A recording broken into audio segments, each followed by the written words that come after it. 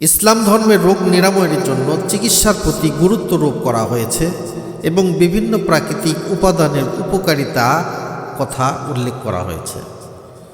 কোরআন ও হাদিসে উল্লেখিত ঔষধি গুণসম্পন্ন উদ্ভিদ ও কিছু ফল আছে, যেগুলি আমি আপনাদের সামনে আস্তে আস্তে বলব। যেমন ধরেন কালোজিরা। কালোজিরাকে মৃত্যু ব্যতীত সকল রোগের মহা ঔষধ হিসাবে হাদিস শরীফে উল্লেখ রয়েছে।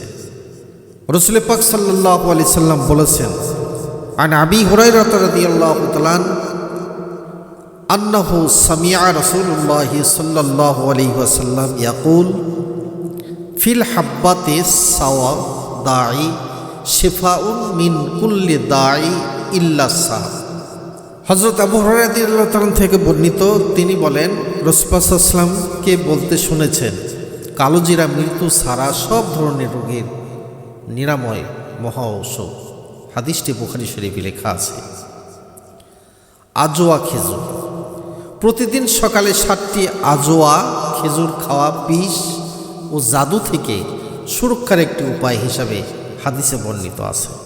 আন সাঈদিন রাদিয়াল্লাহু তাআলা ক্বালা সামি'তু রাসূলুল্লাহ সাল্লাল্লাহু আলাইহি সাল্লাম ইয়াকুল মান তাসাব্বাহা সাবআ তামারাতিন আজওয়াতান লাম ইয়াদুররাহু যালিকাল ইয়াওমা সুম্মুন ওয়ালা সিহর। হযরত সাদ রাদিয়াল্লাহু তাআলা বলেন, আমি রাসূল সাল্লাল্লাহু আলাইহি ওয়াসাল্লামকে বলতে শুনেছি, যে ব্যক্তি প্রতিদিন সকালে 7টি আজওয়া খেজুর খাবেন, সেদিন কোনো বিষ ও জাদু তার ক্ষতি করতে পারবে না। এরপরে বলেছেন জৈতুন। কোরআনে জৈতুনকে একটি বরকতময় গাছ হিসাবে উল্লেখ করা হয়েছে এবং এর তেল খাওয়া ও ব্যবহার করার জন্য উৎসাহিত করা হয়েছে। আল্লাহ পাক বলেন, ওয়া শাজারাতান তাখরুজু মিন তুরি সাইনা তামবুতু বিদ্দুহুনি ওয়া সুবগিল লিল আকিলিন। আর তিনি সৃষ্টি করেছেন এমন এক বৃক্ষ যা সিনাই পর্বতে জন্মে, যা আহারকারীদের জন্য তেল ও তরকারি উৎপন্ন করে। হযরত ওমর ইবনুল খাত্তাব রাদিয়াল্লাহু তাআলা থেকে বর্ণিত, রাসূলুল্লাহ সাল্লাল্লাহু আলাইহি সাল্লাম বলেছেন, তোমরা জৈতুনের তেল খাও এবং গায়ে মাখো, কেননা তা একটি বরকতময় গাছ থেকে আসে। সুবহানাল্লাহ। এরপরে বলেছেন মধুর কথা। কোরআনে মধুকে মানুষের জন্য নিরাময়কারী হিসেবে বর্ণনা করা হয়েছে। ইয়াখরুজু মিন বুতুনিহা শারাবুন মুখতালিফুন আলওয়াতুহু ফীহি শিফাউল লিন-নাস।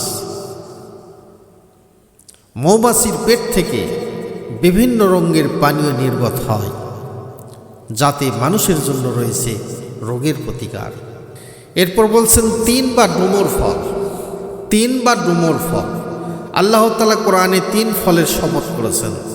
সূরাতুল 3-এর ভিতরে আল্লাহ পাক বলেছেন, এই 3 ফলের খেলে ব্যবহার করলে রোগ নিরাময় হয়। কোরআন ও হাদিসে এমন কোনো গাছের পাতার কথা সুনির্দিষ্টভাবে উল্লেখ নেই যা 7 দিন খেলে মানুষের সমস্ত রোগ ভালো হয়ে যাবে।